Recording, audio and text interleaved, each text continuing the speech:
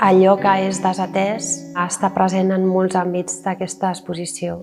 Diguem-ne, el taller petit o l'artesania, la producció petita està desatesa, el reciclatge està desatès, la qüestió de la sostenibilitat en general i amb un ordre més global està absolutament desatès. Era com posar la mirada en un àmbit molt concret, molt petit i parlar d'aquestes desatencions. Per mi l'escultura sempre està en relació a l'espai i això fa que no sàpiga distingir on acaba l'objecte i on es relaciona amb el buit i per tant, diguem-ne que els resultats de les coses no segueixen mai un ordre preestablert ni volgut. Per molt que planifiquis, dibuixis a planells, la improvisació fa que la peça sigui una peça també orgànica i que vagi canviant en funció de l'espai.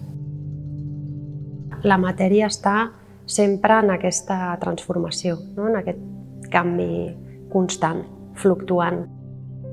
Aquesta fluctuació, evidentment, depèn de les interaccions que tingui amb l'entorn, amb la pròpia dinàmica, amb les reaccions físiques i químiques, amb que estigui manipulada per altres ens, amb organismes vegetals o humans.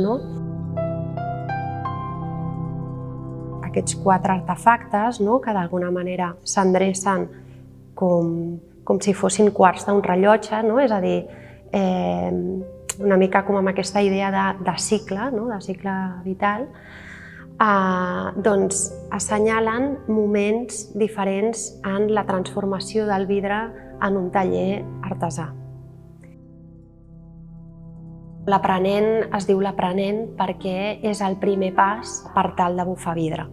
El que tenim ja és la pipeta per on bufar. Jo soc capaç de bufar peces molt petites.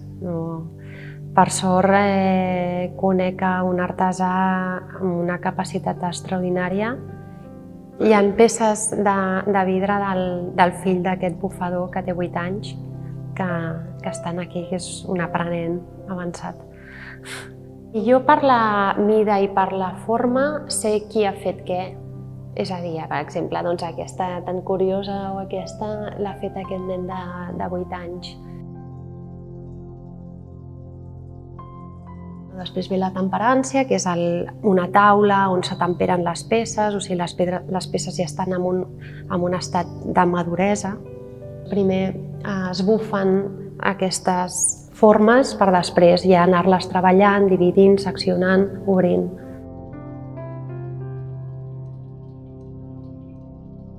Aquesta peça és l'habitació de les desateses i és aquell lloc on acaben les peces que ningú va buscar i que d'alguna manera es converteixen com el mostrari de l'artesà.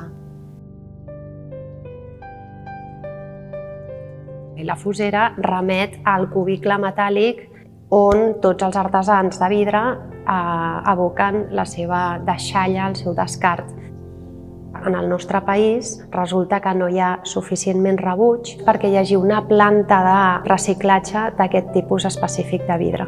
I per aquí feia entrar un altre agent, en aquest cas no humà, sinó del regne dels fongs, que és el líquen. El líquen és dels pocs organismes que existeixen que és capaç de descomposar el vidre. I per tant hi havia aquesta idea dels cicles de producció on d'alguna manera escapava a la mirada antropocèntrica del cicle de producció tancat i s'iniciava un altre cicle d'un ordre més vital. Quan dic que la materialitat sempre està subjecta al canvi, vol dir que està en contínua transformació i que per tant té el seu propi cicle vital. Finalment el que intento és com dissipar el binari ontològic entre vida i matèria, entre orgànic i inorgànic. El que passa que el missatge no és un missatge tancat, sinó que deixo en mans